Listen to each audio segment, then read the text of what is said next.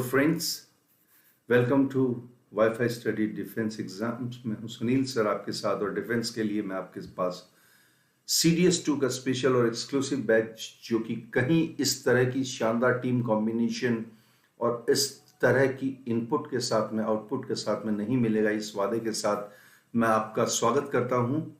Right 2020 on slot नवंबर के अंदर जो अपनी proposed combined defence services exam है, जो सेकंड स्लॉट इसका जो है, जिसकी कि अगस्त के अंदर most probably notification and form fill up की इनिशिएटिव्स होंगे, उसको लेकर के मैं आपके सामने आया हूं। तो आपको मैं सिर्फ एक चीज बता दूं कि यहां पर जब आप वाईफाई स्टडीज डिफेंस एग्जाम से रिलेटेड जब भी आपको कोई पैटर्न आपको यहां पढ़ाया या बताया जाएगा, तो ये अपने एक जो अपना पैटर्न है टीचिंग का, उस टीचिंग पैटर्न में क्वालिटी में ही नहीं बल्कि क्वालिटी के अलावा भी जो है वो द बेस्ट होगा अपने अपने एक पैटर्न के अंदर।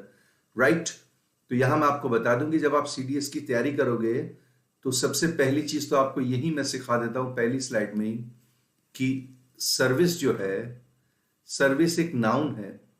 M I right? सर्विस एक नाउन है, लेकिन सर्विस जब भी इश्यूज को हम जॉब के साथ जोड़ते हैं तो हमेशा याद रखेंगे हम इसको क्या बोलेंगे, सर्विसेज बोलेंगे।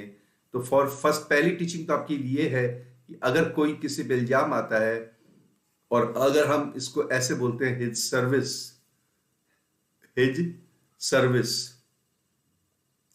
ये गलत है। हिज सर्विस नहीं होगा, हिज सर्विसेज होगा, है ना। Have been terminated in the sense क्यों होगा? क्योंकि ये हमेशा प्लूरलिटी में जाएगा, ये आपको आना चाहिए। M I right? वो इसलिए कह रहा हूं क्योंकि CDS में जो सर्विसेज वर्ड है, सर्विसेज वर्ड जो है, ये ऑलरेडी प्लूरल में आपको याद रखना पड़ेगा कि ये ऑलरेडी प्लूरल में है। ठीक है, तो आप किसी एडवोकेट की या डॉक्टर की या किसी और की सर्विसेज लेते हैं तो आपको ध्यान रखना पड़ेगा कि उन सर्विसेज के बदले आप पेमेंट करते हैं, जो कि एक इंटेंजिबल एसेट है, क्वालिटी है जो दिखाई तो नहीं देती है, लेकिन फिर भी सेवा जो है वो मौजूद तो रहती है कन्वर्सेशन में और टीचिंग पॉइंट्स में। आइए नेक्स्ट स्लाइड में चलते हैं। मेरा नाम सुनील सर है।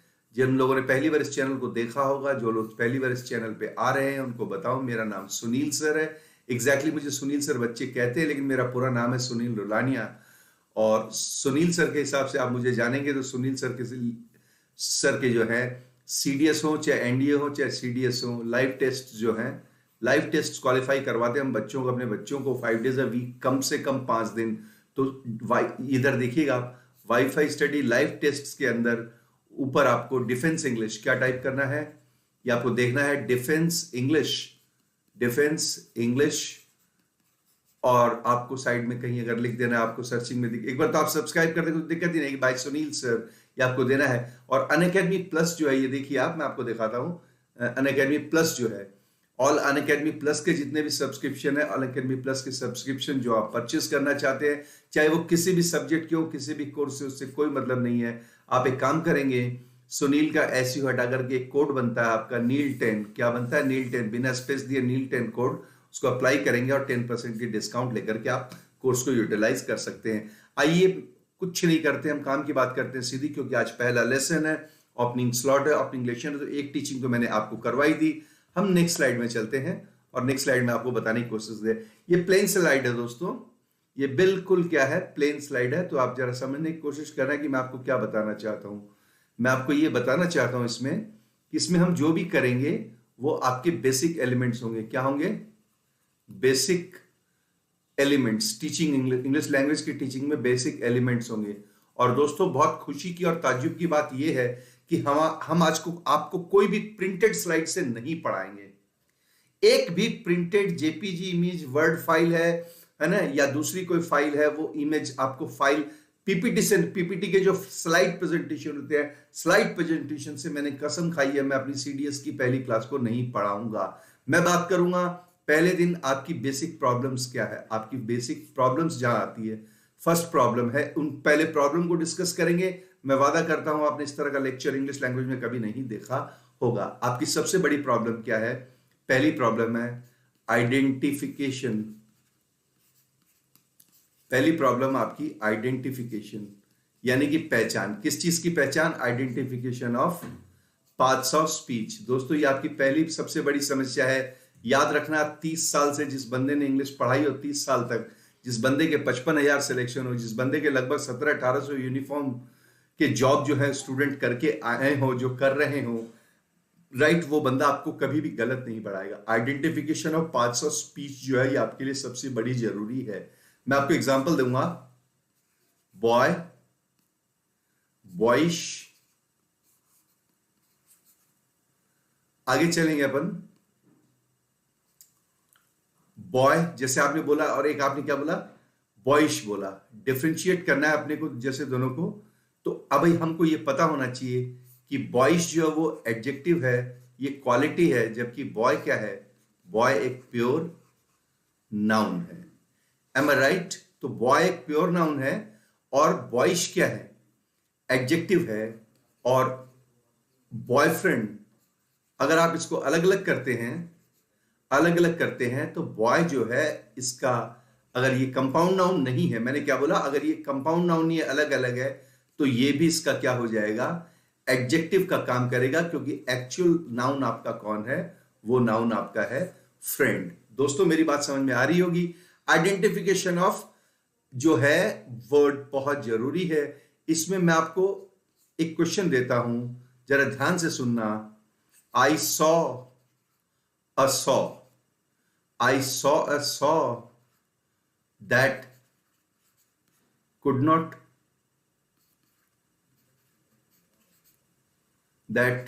not saw. I saw a saw that could not saw. Right? आप समझिए इस तरह से, जिस तरह से इंग्लिश में टंग ट्विस्टर होते हैं, ये क्या होता है? ये सॉ क्या है दोस्तों? ये वर्ब है सेकंड फॉर्म में। लेकिन ये क्या है दोस्तों? इसमें आर्टिकल लगा हुआ है, इसलिए ये नाउन है। आरी जो होती है ना, आरी, काटने वाली आरी, उसे हम सॉ कहते हैं। तो ये हो गई नाउन।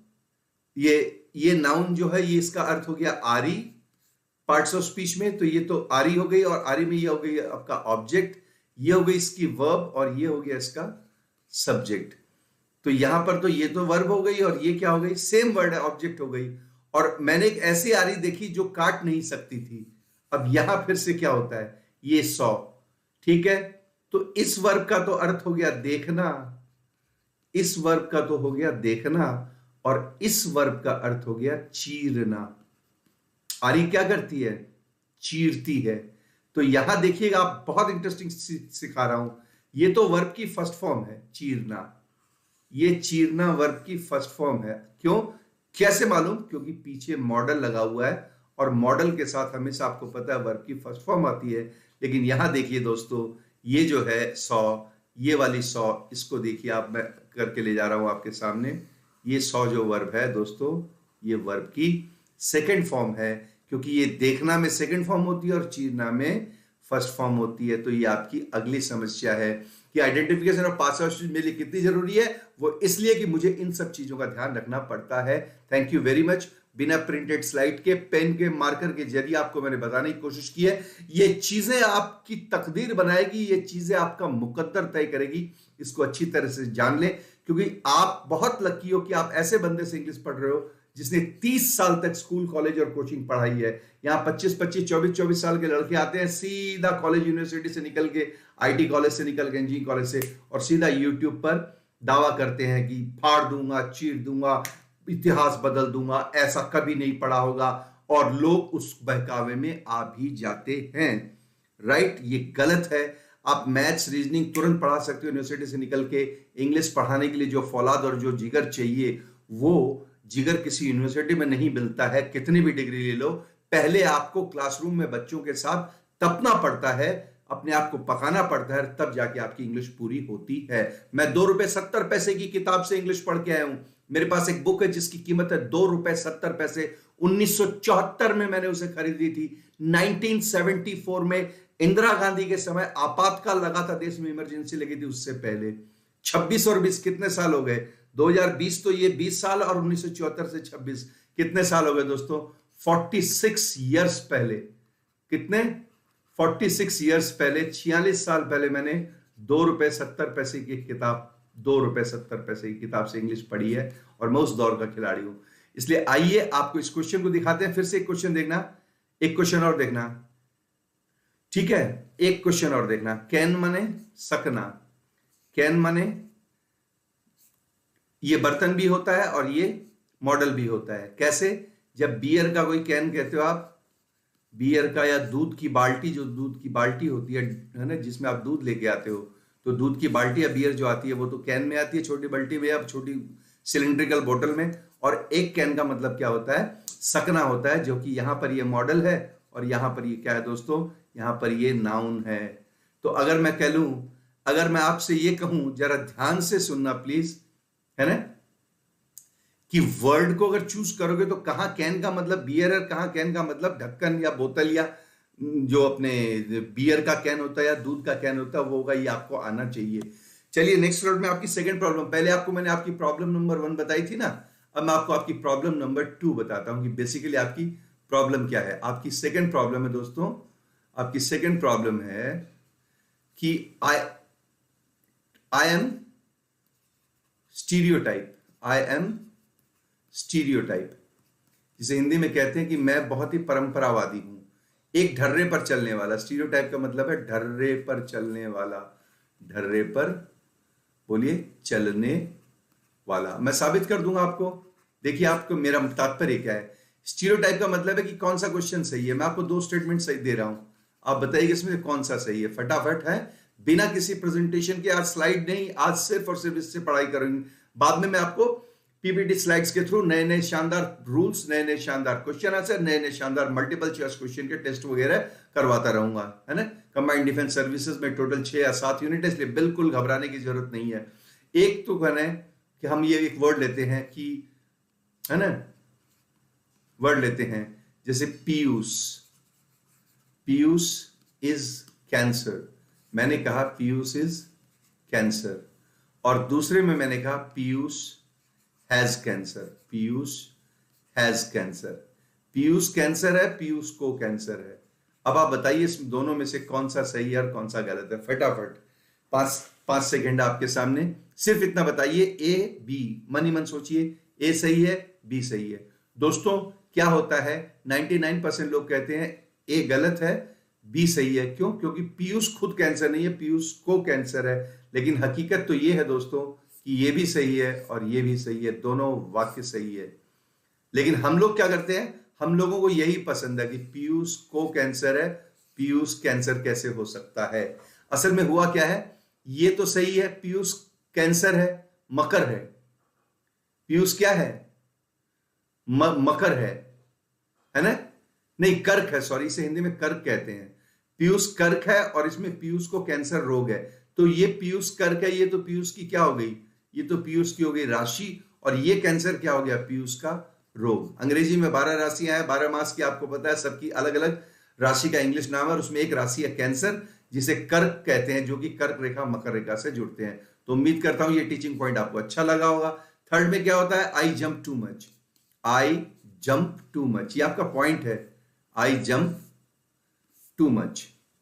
मैं हर चीज पे बहुत जल्दबाजी करता हूं, ये सीडीएस के लड़कों के लिए, लड़कियों के लिए सबसे बड़ी, है ना, दिक्कत आती है। यहां मैं एक चीज और कहना चाहूंगा, अभी मैंने पिछले में जो अपने स्ट्रेटेजी प्लान आउट के लिए जो पहला वीडियो शनिवार को, सॉरी संडे को जो वीडियो लगा था स्ट्रेटेजी प्लान आउट में, उसमें एक बच्चे ने कमेंट में लिखा कि सर गर्ल्स को भी जो है ना ओटीए के अलावा अब दूसरी सर्विसेज में भी 25 साल की परमानेंट सर्विस कमीशन में भी एंट्री मिलती है। आप सुनेंगे मेरी बात तो पूरी समझा दूंगा। वो डायरेक्ट एंट्री नहीं है, कमीशन।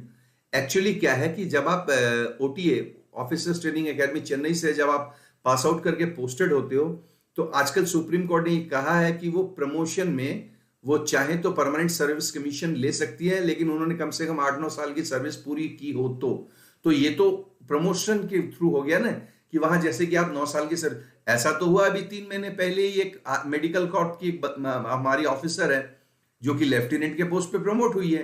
तो ओटीएस से प्रमोट होकर के उसमें भी 9 साल की आपकी सर्विस होनी जरूरी है ना। तो सीडीएस के थ्रू आप अपॉइंट हो गए, ओटीए ज्वाइन करते हैं, ट्रेनिंग करते हैं, उसके बाद में 9 साल की आपकी सर्विस होती है, तो आप परमानेंट कमीशन पे चले जाते हैं। वैसे शॉर्ट सर्विस कमीशन अपॉइंटमेंट ही है, सारे के सारे ओटीए में है, ठीक है ना, ओटीए चेन्नई के थ्रू। चलो उसकी बात बाद में करेंगे। ये आपका पॉइंट है आई जंप टू मच, तो आपको चीजें पूरी पढ़नी पड़ेगी।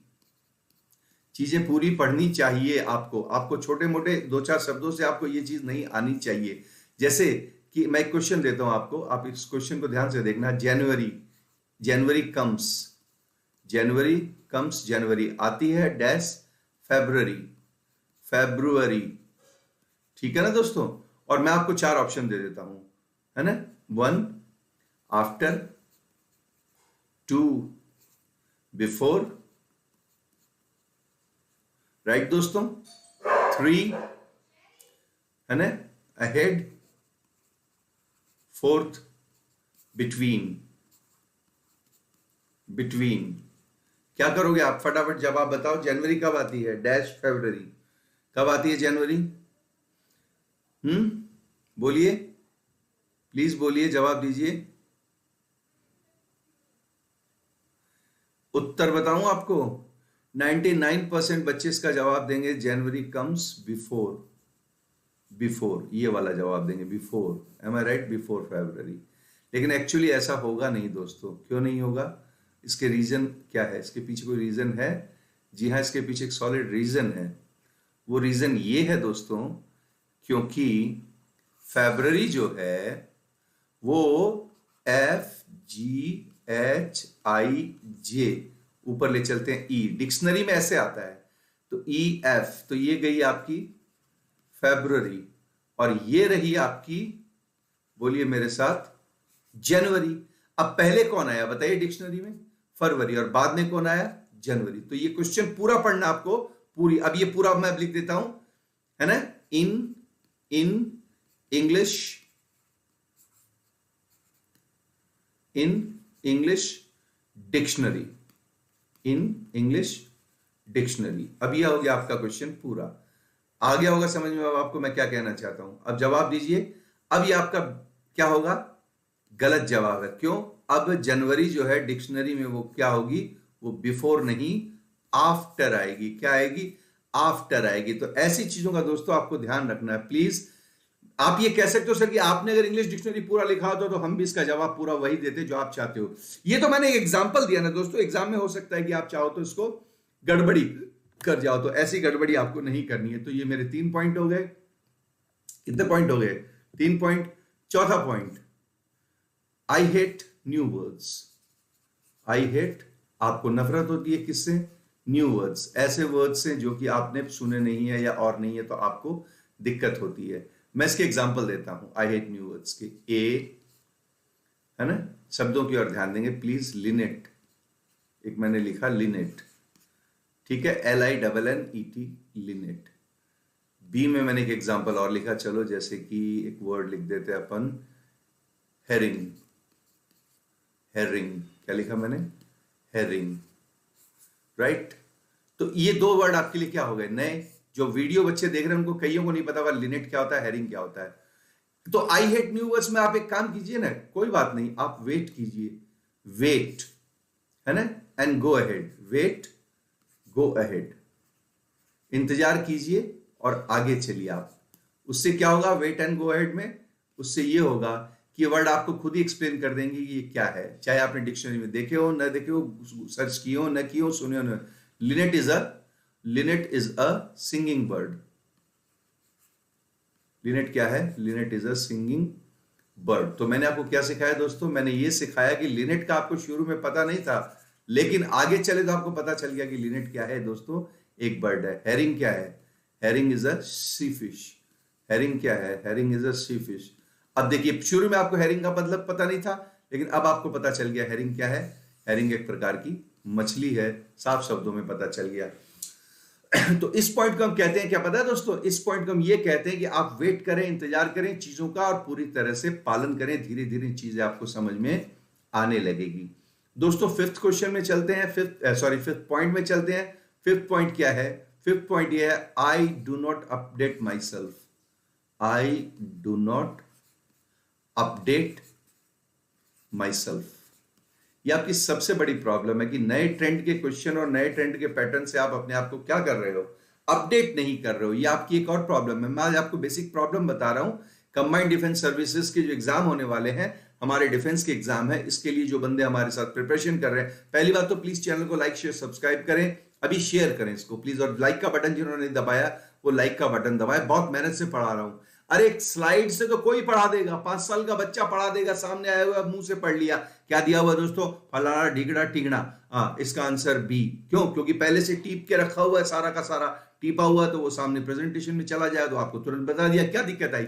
दिक्कत ऐसे आती है पढ़ाने में जैसे मैं पढ़ा रहा हूं, लिख करके पढ़ाना, सीधा अपने स्टूडेंट की तरफ देखना और फटाफट चीजों को स्क्रॉलाइज करना।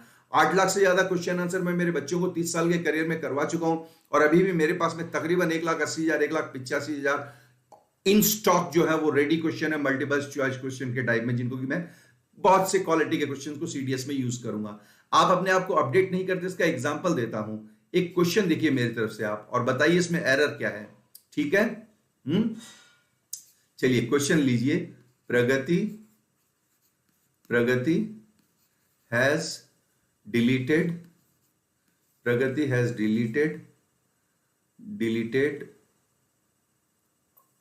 ऑल, है ना, purchase apps. Pragati has deleted all online purchase, क्योंकि प्रगति के साथ चोट हो गई तो प्रगति ने डिलीट कर दिया ऑल ऑनलाइन परचेज एप्स आते हैं ना जो अपने, है ना, from her smartphone. Am I right? ये आपके हो गया question. Pragati has deleted all. चलिए अब इसको क्वेश्चन की शक्ल में कन्वर्ट कर दूं मैं, आपके लिए इजाजत देता हूं। राइट सर, ध्यान देना प्लीज ध्यान देना। ठीक है? प्रगति हैज डिलीटेड ऑल, ये एक पार्ट, ऑनलाइन परचेज एप्स ये दूसरा पार्ट, और फ्रॉम हर स्मार्टफोन ये तीसरा पार्ट, फुल स्टॉप। और एक पार्ट हो गया आपका नो एरर। मान लीजिए ये फोर्थ पार्ट है, मान लीजिए ये फर्स्ट पार्ट है, और ये मान लीजिए आपका सेकंड पार्ट है, और ये मान लीजिए आपका थर्ड पार्ट है। फटाफट बताइए, आपके सामने चैलेंज रखी मैंने, क्या करोगे इसका answer? Pragati has deleted all online purchase apps from her smartphone. 10 second की टाइम देता हूं आपको, फटाफट कमेंट बॉक्स में लिखें कि Pragati has deleted all online purchase apps from her smartphone. बताइए फटाफट कमेंट बॉक्स में क्या होगा।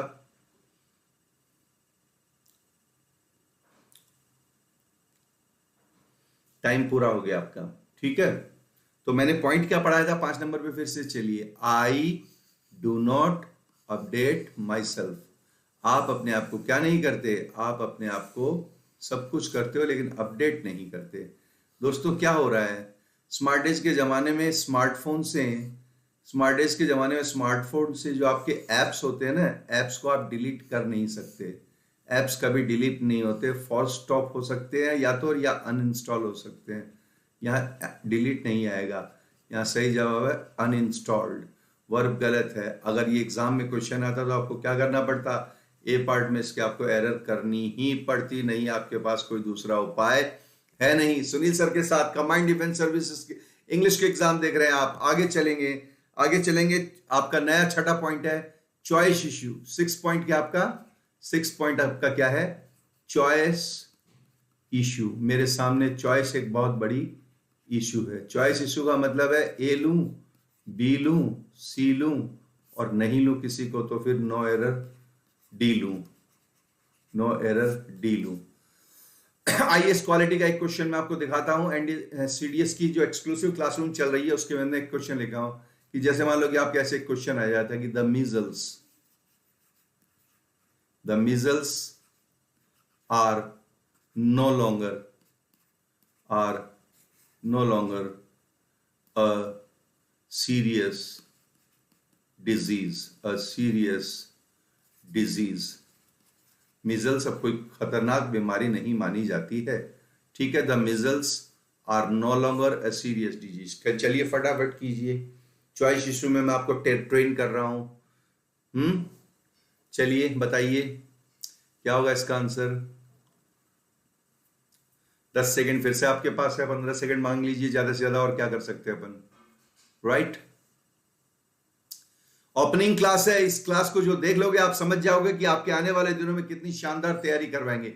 पूरी वोकैब कराऊंगा, एंटोनिम कराऊंगा, सिनोनिम कराऊंगा, इडियम्स एंड फ्रेजेस या वन वर्ड सब्स्टिट्यूशन जो जो आपके सिलेबस में है। उसके अलावा sentence improvement, sentence correction, error finding, spotting और प्रेसेस और कॉम्प्रिहेंशन।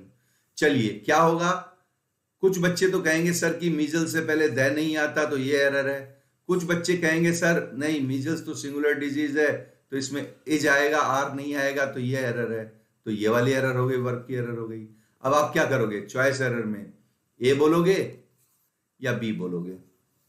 दोस्तों जो बी बोलेगा ना वो ही जिंदा रहेगा, जो ए बोलेगा वो खत्म है। यही तो चॉइस एरर है। मीजल्स प्लस एस के बावजूद हमेशा क्या होती है, एक सिंगुलर डिजीज होती है, और सिंगुलर डिजीज की वजह से इसमें इज आएगा, आर नहीं आएगा। लेकिन मीजल्स चूंकि एक महामारी है ना, ये पेंडेमिक थी किसी जमाने में और ये फैलती थी कंटेजियस स्प्रेड के थ्रू, तो इसलिए इसके आगे द का प्रयोग हम कर सकते हैं। जनरल डिजीज के पहले शायद हो सकता है द ना आए, जैसे कि कैंसर है, जैसे कि टाइफॉइड है ना, जैसे कि आपके जनरल डिजीज में हेपेटाइटिस है, सेप्टोसीमिया है, गैंग्रीन है, उनके पहले तो नहीं आए। स्पॉन्डिलाइटिस है, ब्रोंकाइटिस है, ऑर्थराइटिस है, बेलेमाइटिस है, सिफिलिस है, गोनोरिया है, इनके आगे ना आए। लेकिन एपिडेमिक पेंडेमिक के पहले द का प्रयोग किया जाता है। राइट सर, तो ये आपका 6 पॉइंट था। 7 पॉइंट आपका क्या है? 7 पॉइंट ये है, I don't cover distance. I don't cover, आपकी नेक्स्ट पॉइंट बताइए, सारे आपकी प्रॉब्लम्स है। आई डोंट कवर डिस्टेंस, मैं डिस्टेंस को कवर नहीं कर पाता हूं, ये मेरी सबसे बड़ी प्रॉब्लम है। आप कैसे डिस्टेंस को कवर नहीं कर पाते उसका एग्जांपल देखिए।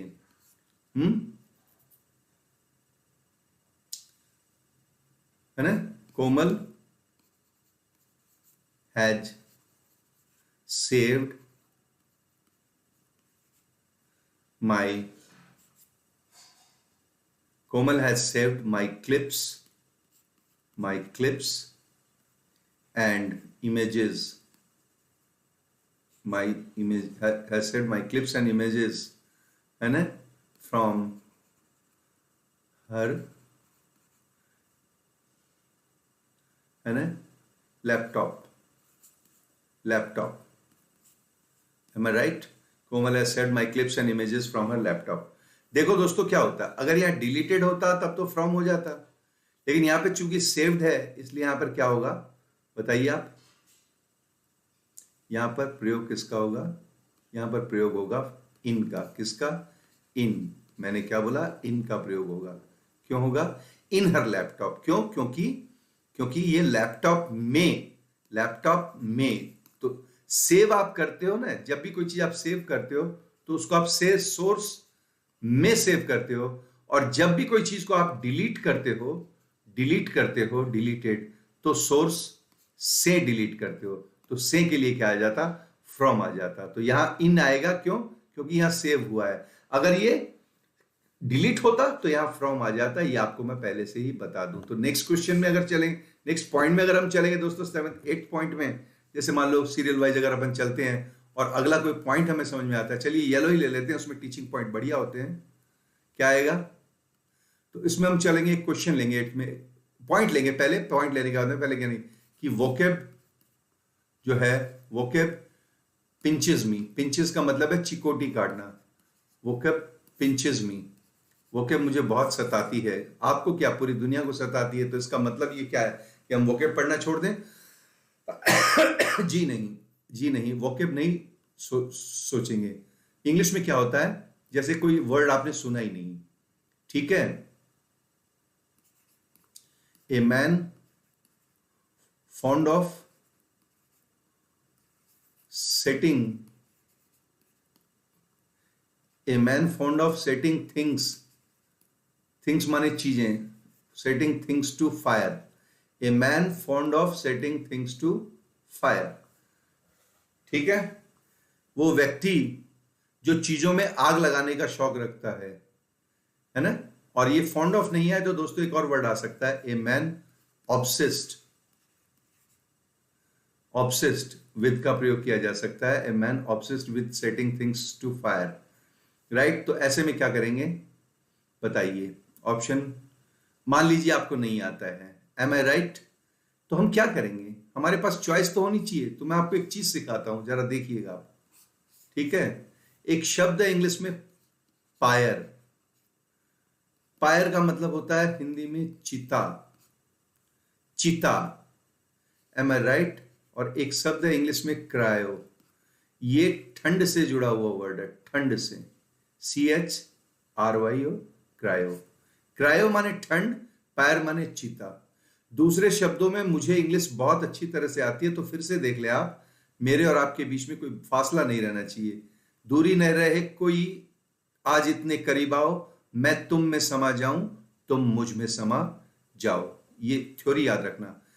पायर हमेशा हाई, क्या बोला मैंने? पायर हमेशा हाई और क्रायो हमेशा लो। और आगे एक वर्ड लिख देता हूं, टेम्परेचर, टेम्परेचर। तो जो लो टेम्परेचर से है वो क्रायो होगा, और जो हाई टेम्परेचर में है वो पायर होगा। तो अब मैंने दो वर्ड लिखे, PYROMANIAC,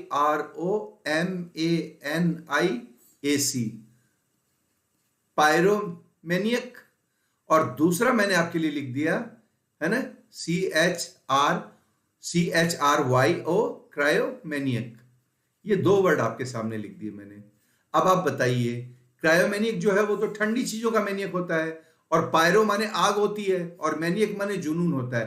तो आग से जिसका जुनून होगा, या आग से जो फॉन्ड या ऑब्सेस्ड होगा, ये रही आपकी फायर। तो आपका आंसर क्या हो जाएगा? आपका आंसर इसमें हो जाएगा पायरोमेनियक। दोस्तों मेरे ख्याल से आपको समझ में आ रहा होगा मैंने आपसे क्या कहा।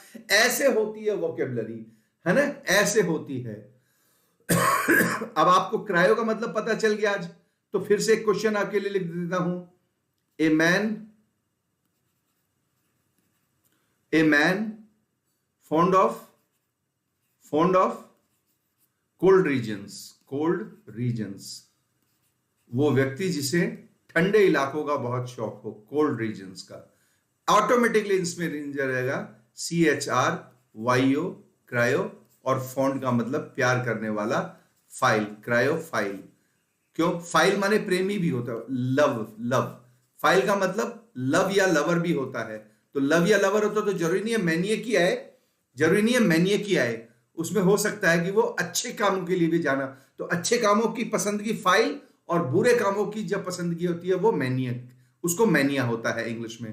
तो दोस्तों ये था हमारा पॉइंट, ये हमारे टीचिंग पैटर्न को लेकर के था। तो मैं आपको सामने, इससे पहले कि अगला कोई पैटर्न बताऊं, मैं आपको बताऊं, प्लीज ध्यान देंगे, सभी डिफेंस एग्जाम्स के लाइव टेस्ट जो है, लाइव टेस्ट आपको इसी चैनल पे मिलेंगे, और इसके साथ साथ आपको सभी डिफेंस एग्जाम्स के लिए क्लासेस, जो आपकी लाइव क्लासेस होंगी, वो भी आपको इसी चैनल पे मिलेगी। आपको एक काम करना है, लाइव टेस्ट ये वाला चैनल सब्सक्राइब करना है, टाइप करेंगे वाईफाई स्टडी लाइव टेस्ट, ये चैनल आ जाएगा, इसको सब्सक्राइब कर देंगे, वहां आपके प्रैक्टिस चलेंगी। और वाईफाई स्टडी डिफेंस एग्जाम्स, ये वो चैनल है जिस पे आप देख रहे हैं, इसको भी लाइक शेयर सब्सक्राइब करेंगे। और इसके अलावा 10th 9th 10th 11th 12th की अनअकैडमी पे छोटे बच्चों की क्लासेस चल रही है, CBSE की, वो भी आपको करनी है। Thank you very much. Live session पे आप थे सुनील सर के साथ, ठीक है ना, और सुनील सर के साथ CDS, ये जो आपकी सेकंड है, ये जो आपके नवंबर में ड्यू है, मोस्ट प्रोबेबली 8 नवंबर का आपका पेपर है मोस्ट प्रोबेबली, और अगस्त में आपके इसके इनिशिएटिव्स है 8 नवंबर 2020 को। मैं पूरी तैयारी और पूरे सिलेबस के साथ में आपको इस काबिल बना दूंगा कि दिन रात उठते बैठते सोते जागते खाते पीते आपको केवल एक ही चीज नजर आएगी, इंग्लिश, इंग्लिश और English. Thank you very much इस सेशन में मेरे साथ जुड़े रहने के लिए। रोज 9 बजे मैं आपके साथ मुलाकात करूंगा और मैं आपको नई नई चीजें दूंगा। आज मैंने कसम खाई थी कि मैं कोई प्रिंटेड स्लाइड प्रेजेंटेशन नहीं चलाऊंगा, मैं इससे पढ़ाऊंगा, क्योंकि इससे बड़ा सरस्वती का बेटा कोई हो नहीं सकता। मैं आपको लिख के देता हूं, आप भी सरस्वती पुत्र हो, मैं भी सरस्वती पुत्र हूं। दोबारा आपसे मुलाकात होगी। लाइव टेस्ट पे जरूर ध्यान रखिएगा और लाइव टेस्ट पे लगातार नजर रखिएगा। Thank you very much, so nice of you. मिलते हैं अगले सेशन में शानदार क्लास के साथ। Thank you so much.